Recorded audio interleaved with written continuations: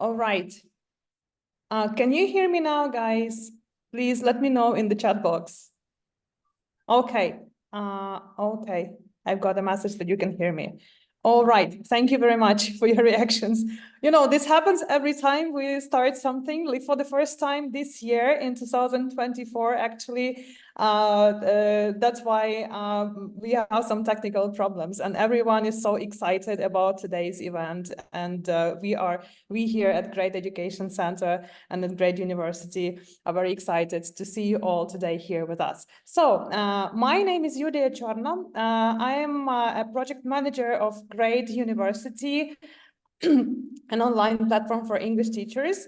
And could you please let me know where you are watching us from today? Just type the name of the city or the country you are now in the chat box. I'm in Kyiv right now. What about you?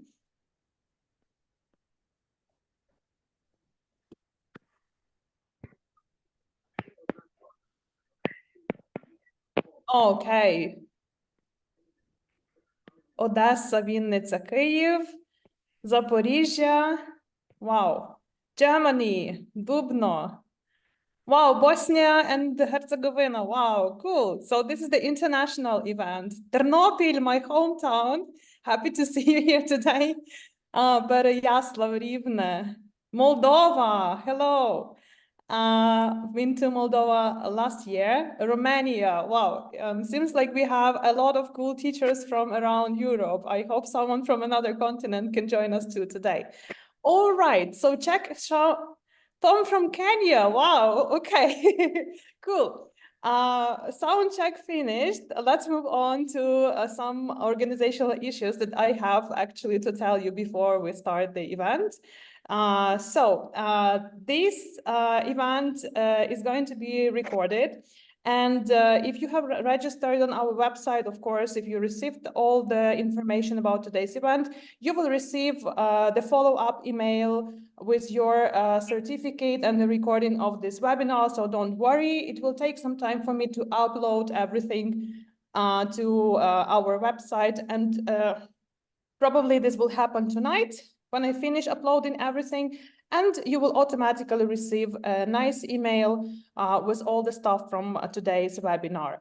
But in order to get the certificate, you will be taken to your personal cabinet, where you will have to take a very short test composed by today's speaker with very easy questions. So listen attentively and enjoy today's event, and take the test and get your certificate in your personal cabinet.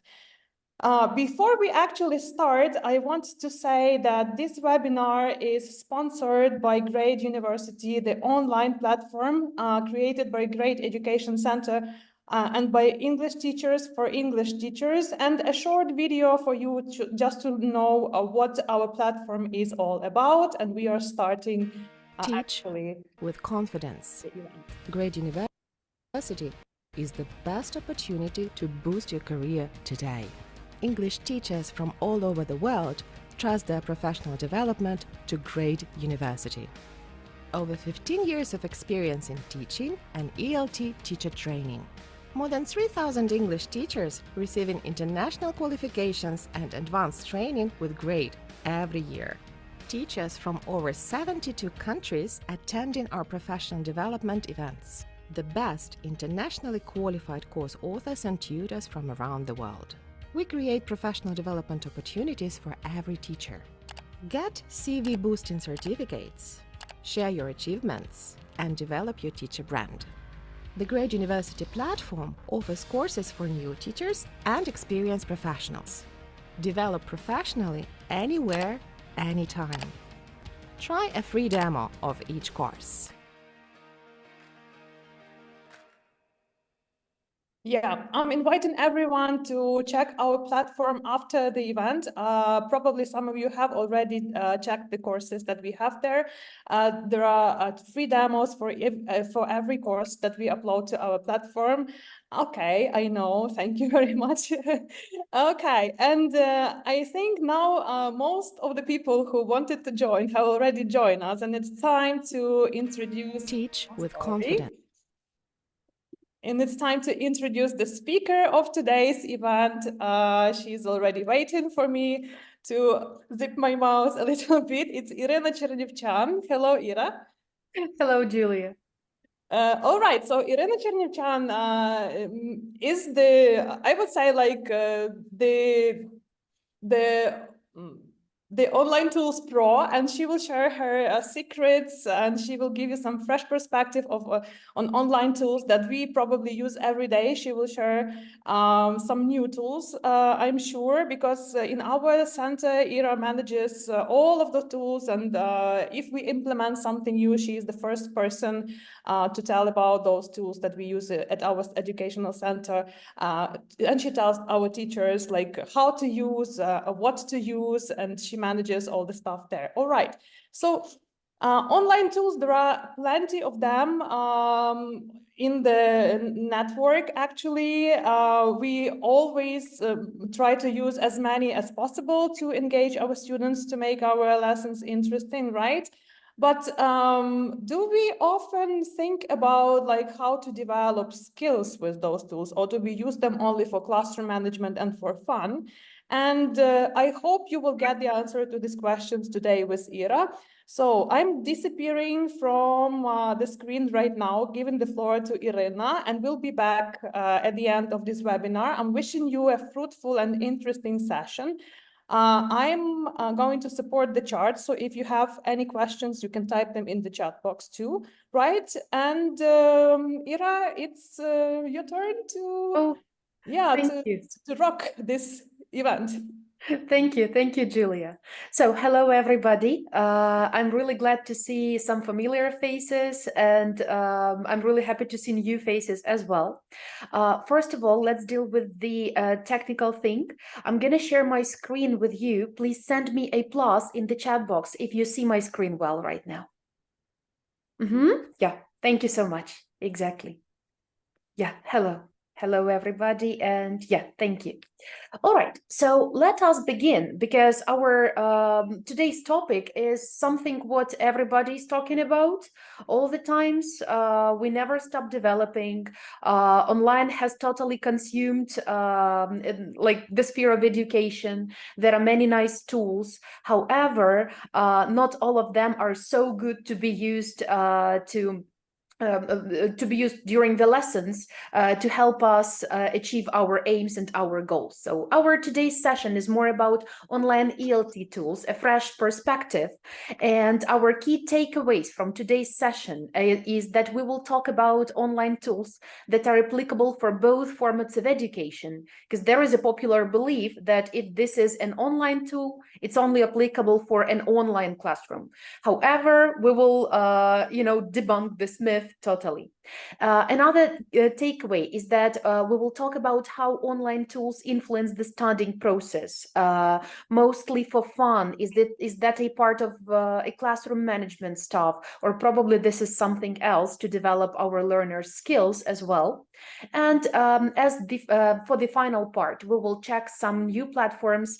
We will talk about new applications that will help all teachers with their lessons, with this preparation process, and will probably save our time a little bit more. So as for now, I would like to get to know you a little bit better. That's why I'm going to show you a few statements. If these statements are true for you, please send me a plus in the chat box. If they are false, please send me a minus. So again, if it's true, that's a plus. If that's false, that's a minus. The first statement sounds like I teach online.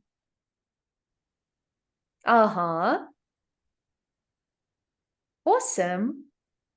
That's quite interesting, because we have a lot of pluses and some minuses as well. Okay, plus minus. Okay, fine, thank you. The second one sounds like I teach offline. That's an interesting combination again, because we mostly have 50-50, like some of us are online, offline, used to. Yeah, there were many changes in the format of education, exactly, both. Thank you so much. Another one is I use very basic technologies online, like share my screen, play the sound, and so on. Okay. I see that it's true for some of us. Good. Not so much true for another part of participants. Well, you see, this thing will always be kind of 50-50. On the other hand, even if you're using the basics, it's already fine. We know that when you have a basement, you can build a house. So if you know how to share the screen and play the sound, that's already good. Okay, I use technology to prepare for my lesson. I usually create tasks, materials online, and so on. Yeah, I'm quite happy. Yeah, exactly. All pluses over here. We can Google everything we need. We know our favorite places where to take the materials from. Sometimes this can be a teacher's book online on a platform such as, for example, Pearson, because they give extra materials over there. Mostly pluses here. Good, thank you. Another statement sounds like I play games with students online. All right, good. I can see some pluses and minuses, and sometimes and depends. I can relate over here. It depends on the age group, sometimes on the level of computer literacy or just like digital literacy and so on. Okay, but mostly we have pluses, which is cool. One more statement is that I use technology to give my students homework.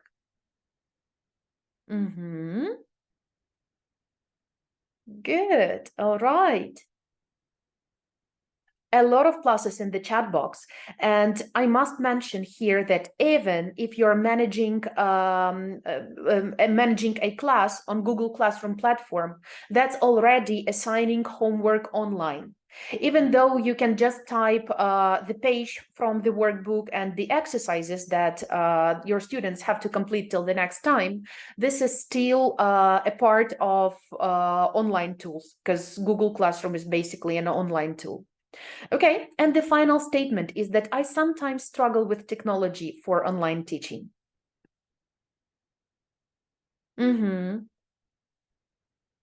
All right, yeah.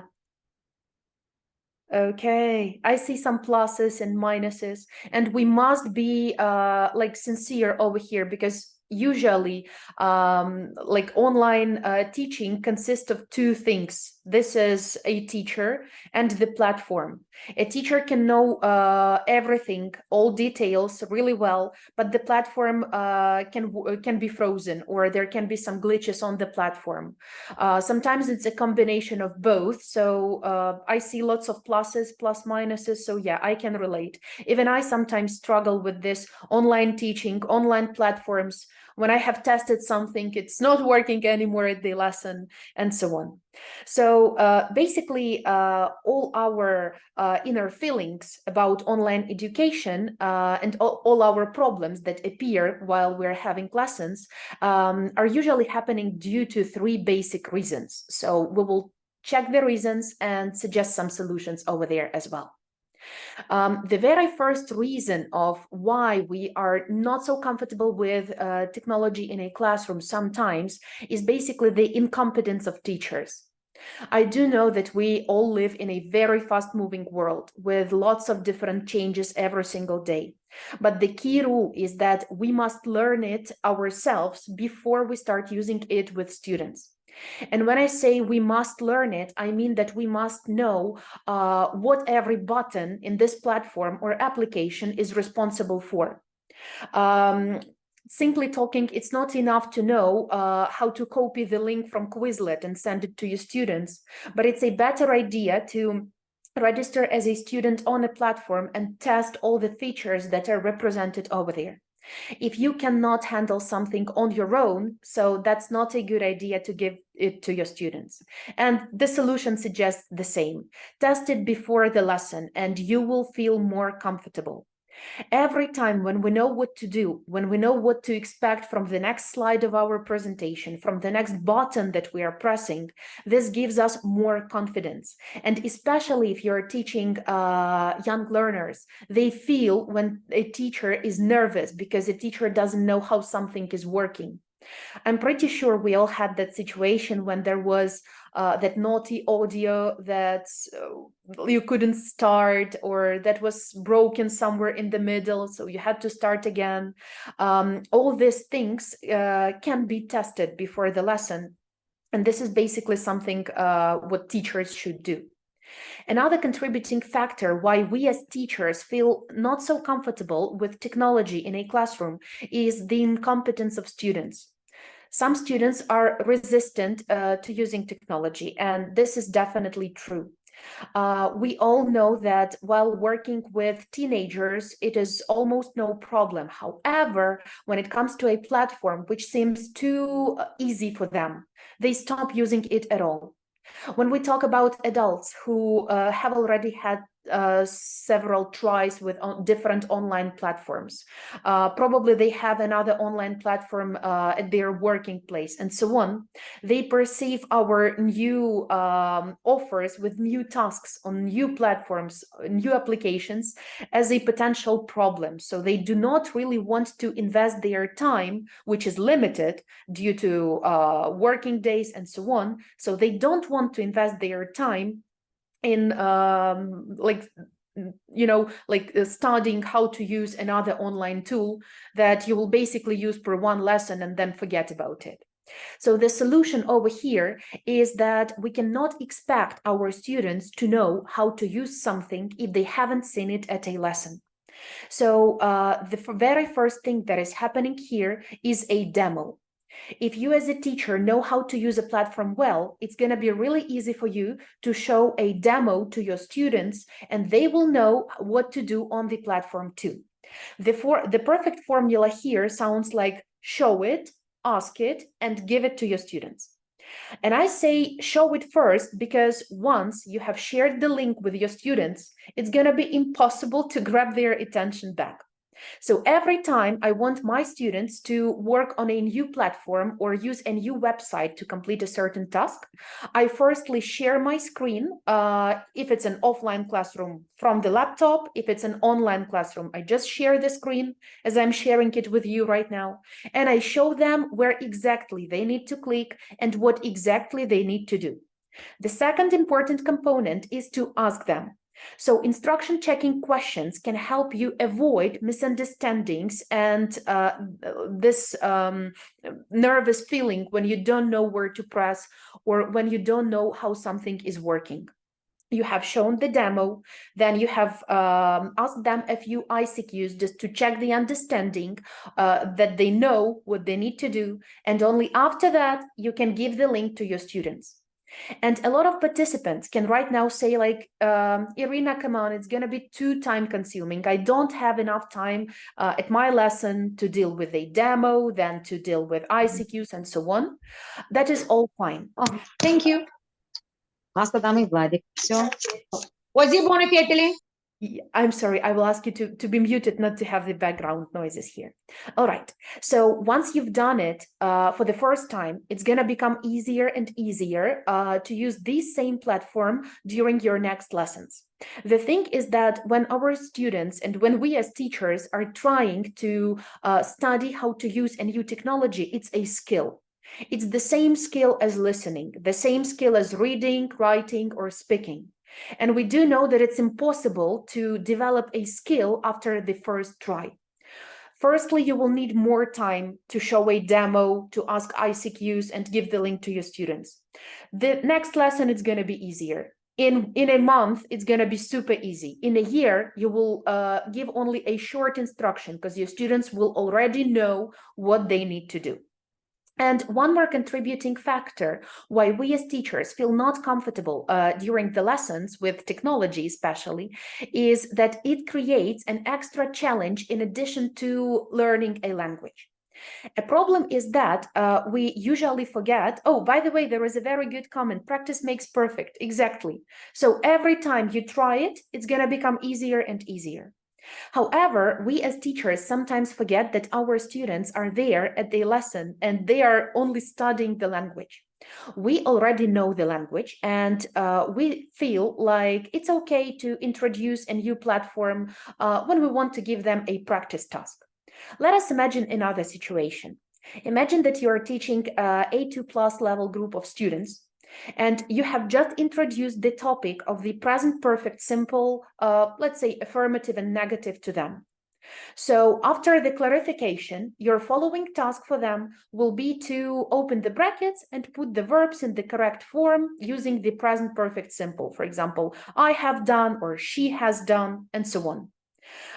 We as teachers feel that this task is rather easy and our students will cope with that pretty well.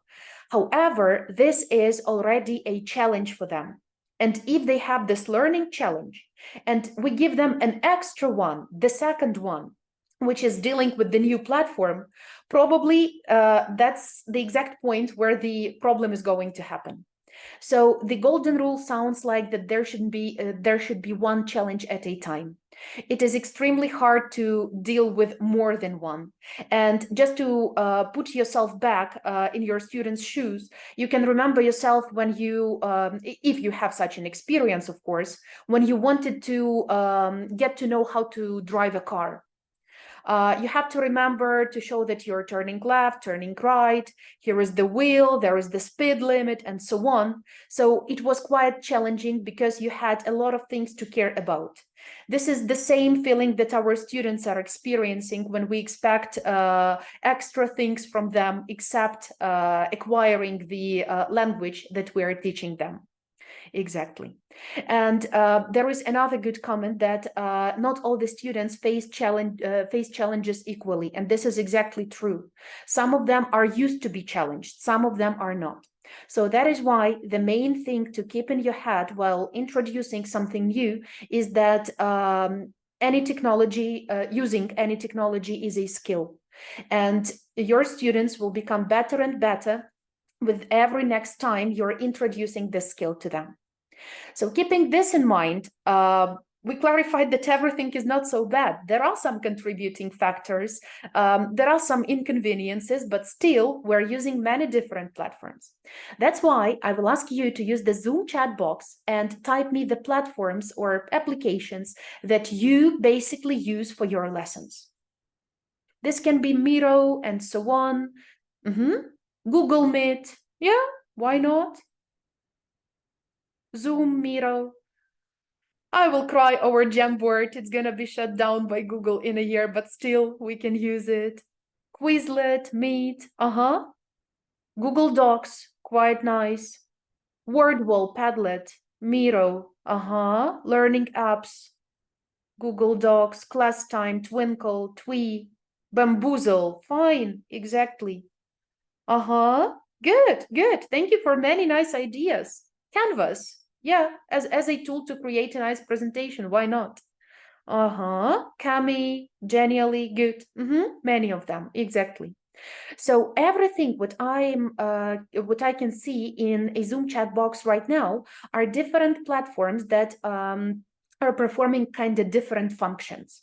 So there are three basic uses of technology in a classroom that we as teachers are keeping in mind while introducing something new to our students. So the very first one, the very first use is gamification. It's when we turn an activity into a game. This is pretty familiar. We know many different platforms, websites, and applications that can perform it. Mostly it is working with teenagers, like YL learners, because they need this extra motivation, they need this extra boost, and it's going to be too boring for them to be concentrated on just a multiple choice task. And I can see that you have given some nice examples of the platforms that involve this gamification. Those are Wordwall, easier to study the words with it. And the second one is Bamboozle. Like these are not only platforms with gamification, but this is something which is pretty popular right now. Another, or the second main use is those tools that are AI, like artificial intelligence powered right now. And basically these tools help you reduce your lesson preparation time because they can do some work for you. They can adapt texts and tasks to higher and lower levels. They can create a summary. They can create extra activities based on the audio, video, make a script, and so on. And basically the most popular one right now that started this whole mess around AI-powered tools is a GPT chat. I cannot say that this is the best one, but GPT chat allowed us to use AI in other tools as well. Because those who are actively using that same Kahoot for your lessons, so you have probably seen that there was a recent update where they said that right now you don't need to enter all information, all words on your own. You can just ask AI to do it, and the AI is going to create a Kahoot for you, which is rather good, but still we have to pay for a subscription over there. So I'm going to show you some better tools a little bit later that are free of charge. And the final main use that we keep in mind is that these platforms, games, websites, whatever we're giving to our students, they are pretty adaptive because they remember what our students did well and what they have forgotten. When we talk about adaptive learning platforms, I keep such easy things in mind as Quizlet, because if you use it as a student and you've got a registered account, Quizlet will work with you in the way that firstly, it's going to present you all the words, then you're going to play a game, and after that, Quizlet is going to show you the words that were problematic one more time. So this is kind of drilling until the moment you become perfect in a certain topic. And another interesting adaptive learning platform is basically Duolingo, because it doesn't only teach you new expressions, it also polishes like your knowledge and helps you get better with the fossilized mistakes and so on. I know that this is not the best adaptive learning platform, and it doesn't work equally well with all the languages it represents. However, this is still an example of an adaptive platform that can help your students eliminate, for example, the mistakes with the third person singular when it comes to the present simple or something like that. So mostly these three uses are usually interconnected. If we talk about the same things as Miro, it is a little bit of AI powered right now and so on. So one of these uses will be present in any platform you are checking. And keeping this in mind, I started investigating this issue from another point of view. The market of this online educational platforms, it's like a little bit overwhelmed right now. It's too stuffed, and sometimes it's pretty hard to choose something valuable. On the other hand, those platforms that were active before, they are still active, but they want some extra subscriptions for some special features right now. Those who started with the same Kahoot many years ago, so you probably remember that firstly everything was for free over there, so we don't have to pay anything. And this whirlwind of this offers is driving us as teachers crazy, because there are many offers, but we have to check something which is suitable for our lessons and something which is applicable, basically, and not too overwhelming for teachers and students. That's why I'm going to show you 3 different platforms, and I have already divided them into 3 groups. That's going to be a platform that will be comfortable to use while you're getting ready for a lesson, a platform that you can use at a lesson, and a platform that you can use after the lesson to assign homework in a creative and interactive way. So let us begin with the very first one, which is good to be used while you're preparing for a lesson.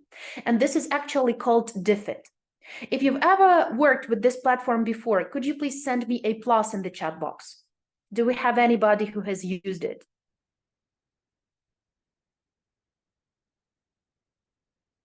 That's A minus only. All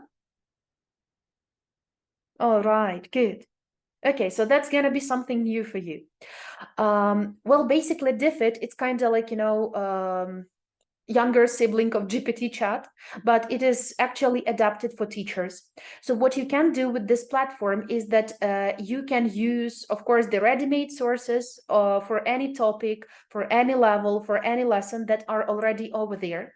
But what I use this platform for is that I usually adapt existing materials for the level of my students. I'm pretty sure you've had a situation when you found a perfect text, but it was a little bit too complicated for your students. And the only one thing what you could do is just like put this text in a document, sit down and retype it and adapt it to make it understandable for your students. As an extra thing, you also probably had to create some tasks based on this text, and that these are like 3 tasks minimum, like reading for gist, then detailed comprehension activity, and post-reading discussion. So you had to come up with some extra things as well. That is quite time consuming, but Diffit can do it for you. And also, this platform allows you to export and share activities in many different interesting formats. So starting from now, I'm going to show you my Diffit account, and you will have the link to this platform in your follow-up letter after the webinar as well.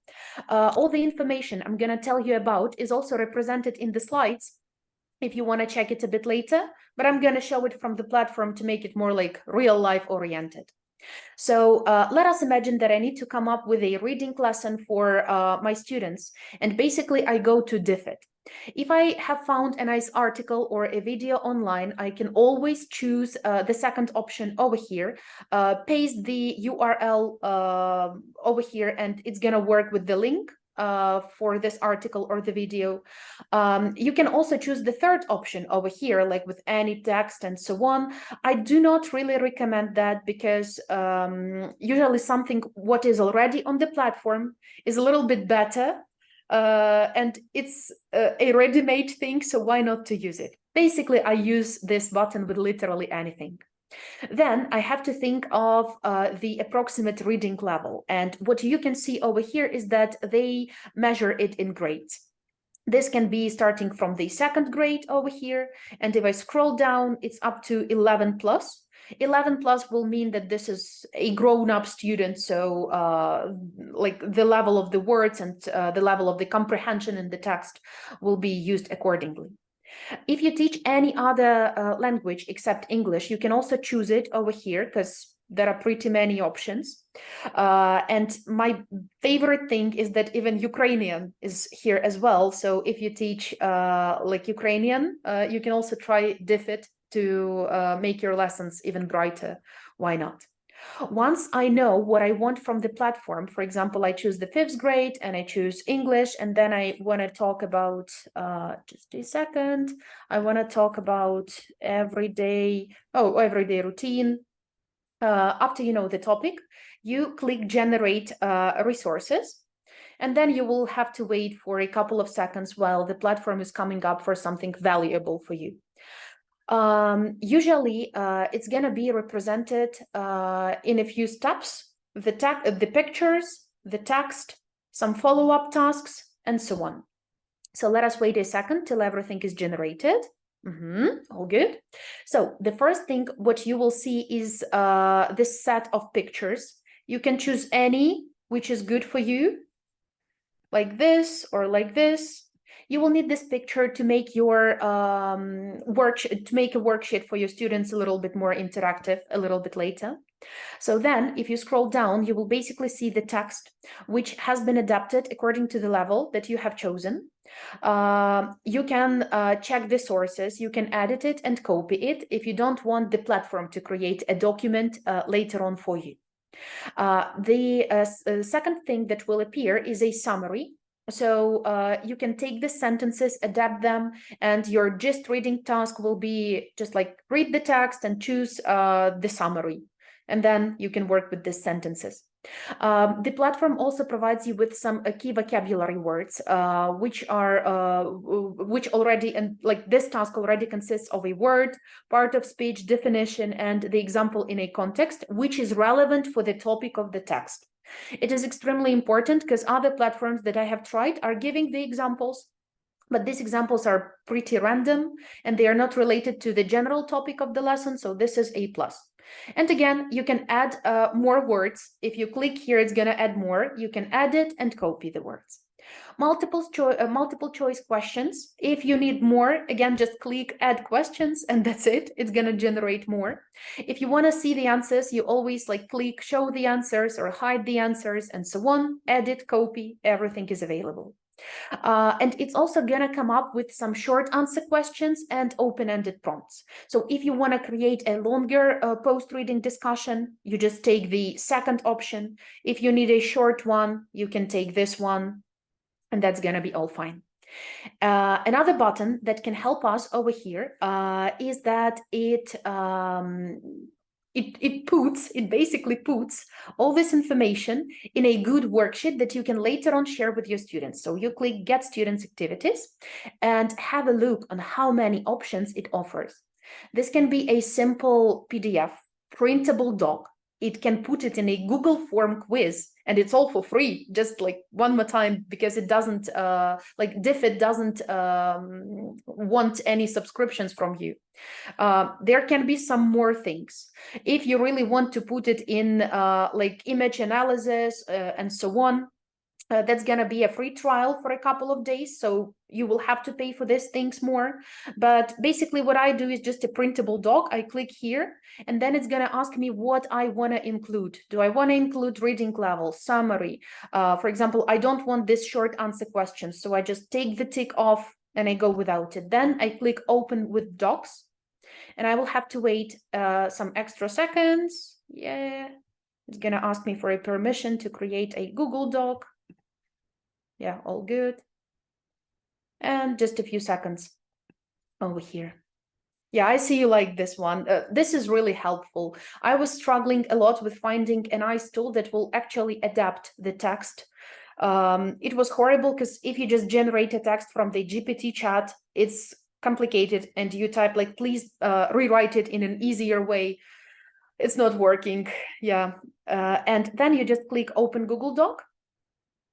And that's it. Your Google Doc is created. Here is the picture that I've chosen, some vocabulary, our text, reading summary, some questions, and just some other questions to talk about or for your students to write the answers about.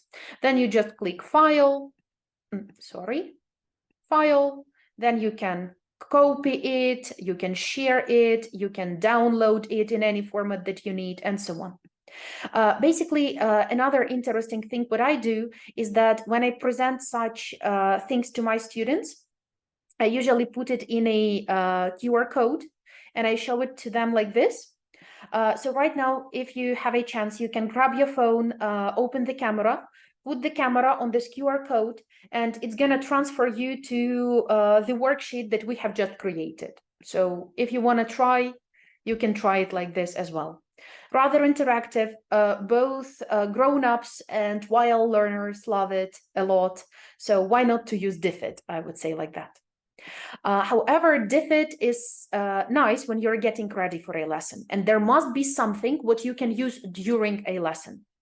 The problem that I have faced with is that when I start looking for some nice revision activities, I can find nothing. I can find no platforms that will give me an opportunity to create a good interactive game, probably a good interactive activity that will help my students review or revise the material that we have covered. I was investigating, so I found the Factile. First of all, the Factile is like another platform that can help you create games, but that games are rather special because they are working well for reviews.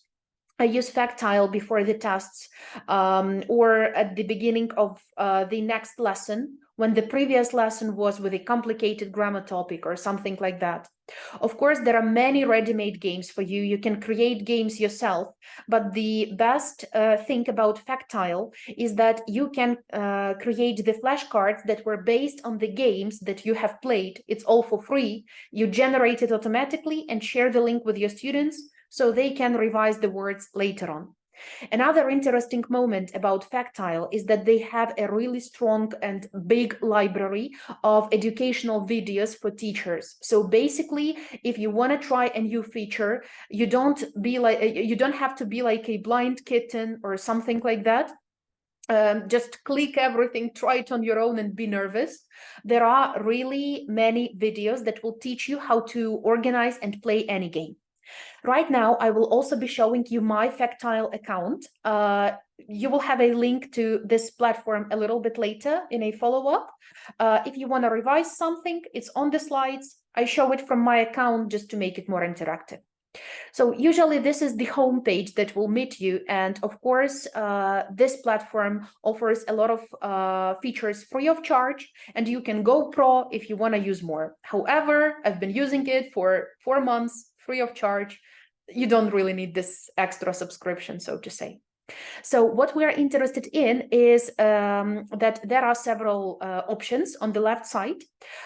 So you can create your own game, of course. You can click and check your games that you have already played or you have already tried. If you have chosen any favorite games, they will be here as well, but I'm interested in public games over here. Public games are the games that were already created by other teachers. They are free of charge and you can use them. Also, you will have a chance to see what games are in progress if you have created any, some active games, some stopped games, and there is the public button over here. If you want to find a new game, you press public, and then you just come up with any topic that you need. I based my presentation on the present simple topic because it's quite hard for students.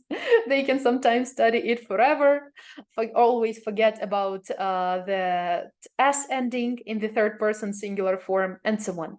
So we check the best game. Let's try to take the very first one, and we press play. After we have pressed it, it's going to offer us different modes. What we need right now is just a Jeopardy style game for revision. So we press it here, and then it's going to offer you to choose the number of the teams. If you have a pro account, of course, you can choose up to 50 teams to play at a time. For me, it's more than enough to use 3.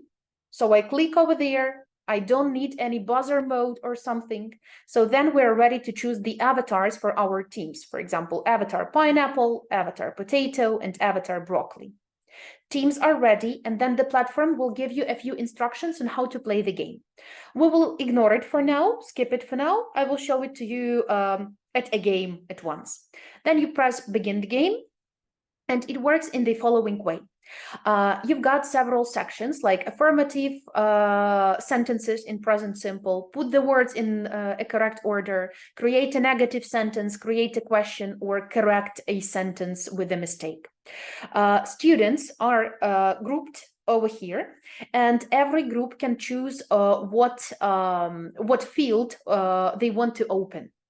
For example, we will take the easiest one over here, click on it, and here is basically the question. I hate this music, so I always turn it off. They see the question, and then the team who wants to answer can just raise a hand or answer the question. If the question was answered correctly by Team Broccoli, I'm going to just press the tick over here, and this amount of points or this putative dollars will go to Team Broccoli. Then we press continue. Team Potato is choosing another, like another sign over here. For example, this one. They press it here, they see the question, they are not able to answer it, so I just put like this. If they have chosen something and they cannot answer, unfortunately, they will go into minus, and so on. And then you can continue the game till the moment you run out of questions or till you run out of time at your lesson. Basically, it works like that. Once all questions will be answered, the game will show you the final scoreboard, so you will be able to identify the winner. But it's also totally possible to see the points over here. This game is nice for a revision lesson, as I have already mentioned. I tried it with my grown-up learners as well. They enjoyed it a lot, and they were like happy to. They were happy that this is so adventurous, not just a simple revision. Another interesting platform that I have found will be a platform that you can use after your lessons. Usually it's hard to create something nice when it comes to homework because we have a course book, we have a workbook, and that is basically it. That's it, what we are using. This platform will allow you to create interesting interactive homework that you can easily track at any time, put the time limit, and see who was first, who was second, and how much time every student needed for that. Actually, Blooket is something which can also be used during the lessons. But this platform, and I will show it to you in a few seconds, and you will tell me, oh, come on, it's just a copy of Kahoot. Unfortunately or fortunately, it's not. The main idea of Blooket is that there are no multiple choice answers. So when you see a question, you can only type the answer. It functions in the same way as Kahoot does. You choose a game, you press play, there is going to be the code or the QR code, students are joining, but every time they need to answer, they have to type the answer. It's impossible just to choose A, B, C and be the winner. So you will actually test their spelling skills. Why not? Again, I'm showing you my Blooket account. You will have the link to it later. All instructions saved here in the presentation, but it's just better to see it from the real life. That's gonna be the home page over here. It usually starts with question set creator. Of course, you can create everything on your own, but there are many public games that you can already use.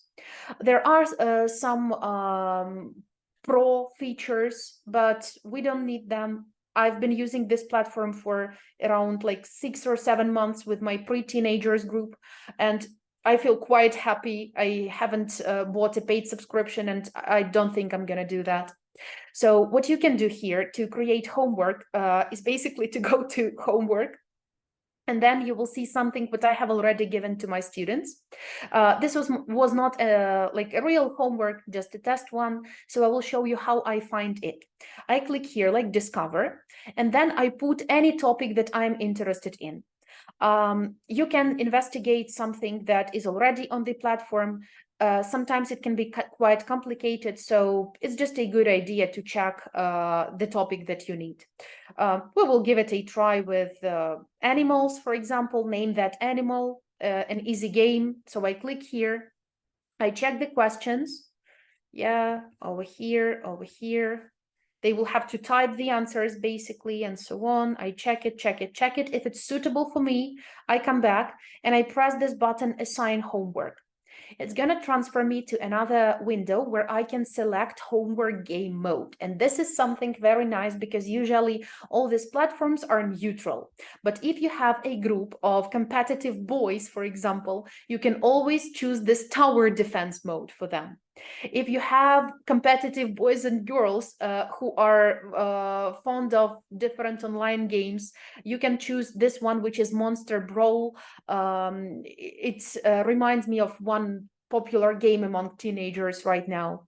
If your group is just neutral, choose the cafe mode and so on. So there are many others. You can choose what you like. Then you just check all the things and you assign homework. It's going to ask you about a due date, and it's going to ask you about how many hours, days, or minutes the task is going to be available. So you can choose whatever you like over here. You can put the title. I usually put the due date of the task. And then you can choose some extra setting like round goal, but we basically don't need them. You can also save this function of allow student accounts. So if they register on this platform, they will save their progress and see how they are doing with studies, but it's totally accessible even without a student account. When you're ready with all the settings, you go up and press assign now. So now you as a teacher have a QR code or the link. You can send whatever you'd like to with your created homework.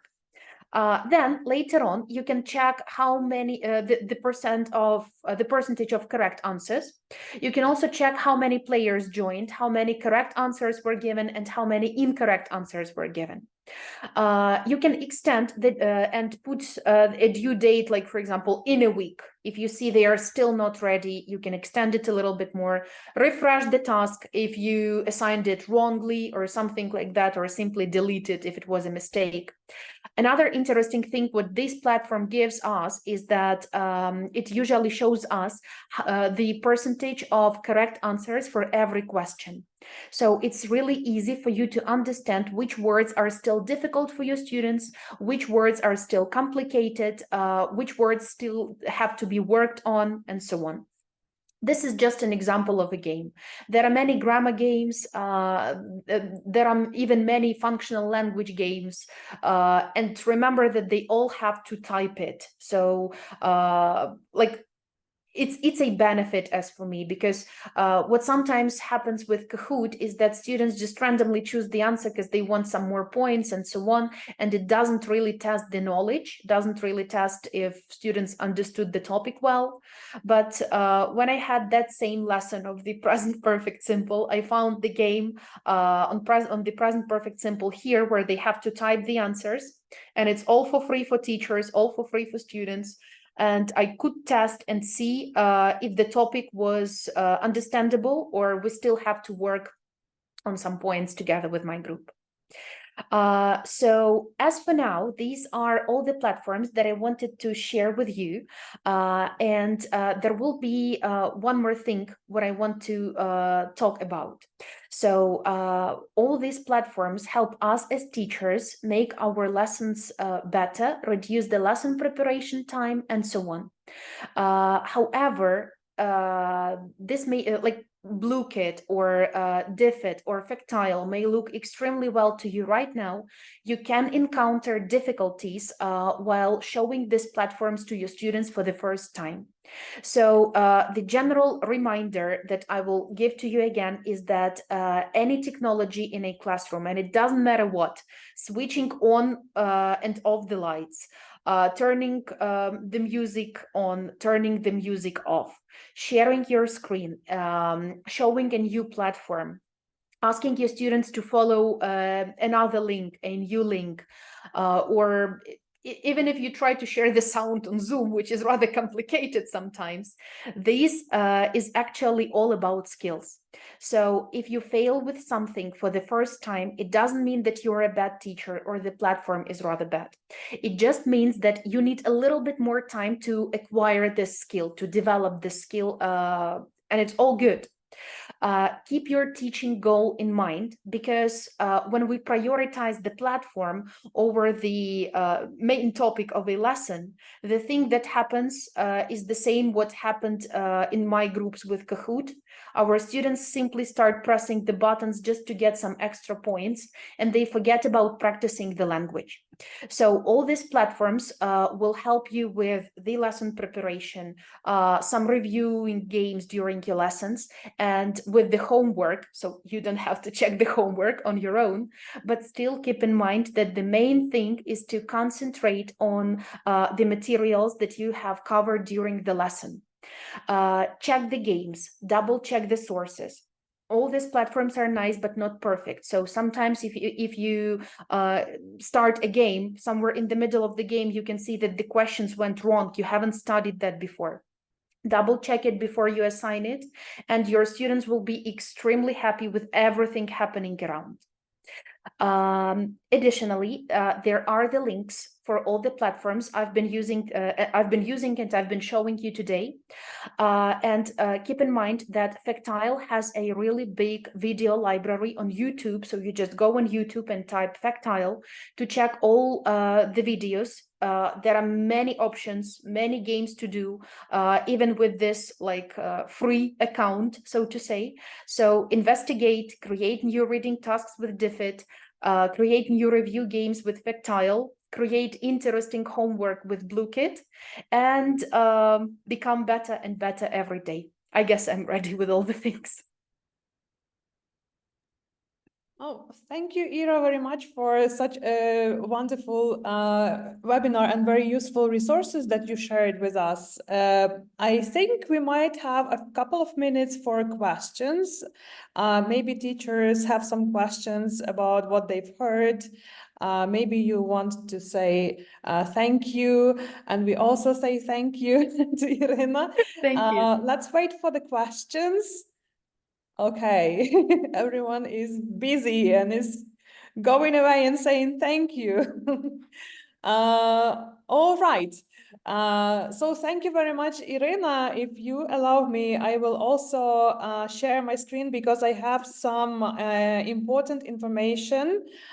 So please don't leave because I also want to share something with you. So Ira's webinar is actually a very, very great introduction to something that we have on Great University platform. So Ira has shared very useful tools and she mentioned how to use them. But if you want to learn more tools, we have a very comprehensive online self-study course on Great University platform. If you scan the QR code, it will take you there right now, or just remember the name of the website, Great University. The online tools for English language teaching is the course that will take you around 6 hours to learn about how to use different tools for developing the skills and systems of the students, right? So always when teaching something, we have to remember why we are using those two tools. And before using that tool, actually, we have to ask these questions to ourselves. The platform is easy to use. The course can be done on your laptop, your PC, or even in your mobile phone. Actually, and it will take you approximately 6 hours or just 15 minutes a day to complete the course. The very important thing is that this course has a free demo unit. So the first unit is completely free. So you just can check if it suits you well, right? Or not, if you want to complete it or not. And after completing the course and taking a short final test, you will get the certificate, which is also very important for those teachers who are looking for those hours of advanced teacher training, for example, which is required by the Ministry of Education in Ukraine. So the certificates are issued in 2 languages, in English and in Ukrainian right now. So if you need that for your professional development or career advancement in your school, please take this course too. All right. We have some questions from the people who are watching us, Ira, okay? So the marketing part is over. Let's get back to the useful stuff. Okay. So a question from Natalia Kretska. Factile and Blooket, do they work well on a phone? Well, basically, you don't have to share a link when you create a Factile game. So it is totally teacher-led, like Bamboozle. You just share the screen or put it on the board in your classroom, and then you manage the game. So you are the game manager. If we talk about Blooket, it works perfectly well on the phone. I tested it several times myself, and with my preteens group, they are all from different parts of Ukraine and Europe. It works well. Yeah, thank you. One more question. Olga Ivanchenko, is asking, when playing Factile in Teams, do you need to send a link to students? Oh, as I mentioned, it's not necessary because you will be the game manager, so you will click and give the points. It's like Bamboozle. It functions in the same way as Bamboozle. Okay, cool. One more question. Irena is asking, which are good to use during one-on-one lessons? Definitely Diffit. You can create some nice tasks on Diffit, and you can also use Blooket because Blooket is fine even if you have one student, you start a game or you assign homework, give a link, and that's it. Yeah. Yeah, thank you. I think we have partially covered Alexei's questions about how to apply these resources for individual students. Actually, Ira has already answered it. Yeah, thank you very much. I'm just checking if we have more. Okay, one more question from Anna. Do the students need to register in order to play the games? Luckily, no. I hate these platforms where, firstly, when you play, you have to create an account, subscribe on newsletters and so on. They don't have to. You just give them the link and it works. That's it. Yeah, cool. Thank you. Thank you, everyone, for your questions. Thank you, Ira, for answering. Remember to pick up this cool opportunity and try our self-study course on online tools. It's written by Chris Rees. If you know who is Chris, actually, our teacher, Celta trainer and Delta Module 1 trainer, and he shares more than 20 tools in his course, actually, different from what Ira has talked about today. So investigate that too. And let me also remind you about the certificates. Maybe someone was late at the beginning. So you will receive your certificates in the follow-up emails. It will take you to a short test composed by Irena, actually. And when you answer, the questions are quite easy. The webinar was really interesting, so I think it's a piece of cake for everyone to answer those questions. And we have people, for example, who couldn't attend today, and they will watch the recording, then take a short test and receive the certificate. This same recording will also be in our video library on Grade University platform. We have more than 55 sessions there already. So if you are interested in other topics than online tools, you can also visit our video library on our website. And one more short announcement. Ira is writing a course on conversation-based lessons, and we are shooting it this month. So if you are looking for something interesting for making your lessons more interactive, check for updates on Grade University platform, because Ira's course is going to be there very, very soon, hopefully by the end of this month. Yeah. Cool. Thank you, everyone. The last slide of my presentation. So thank you, everyone, for joining us today. Thank you for your support, for inspiring us. You can always contact us at our website, right, on our Telegram and Instagram channels, and suggest any ideas that you have for our future webinars, and we are going to prepare something cool and really useful for you. So thank you, and thank you, Irena, too, once more. Thank you. Yeah. Thank you, everybody, for attending.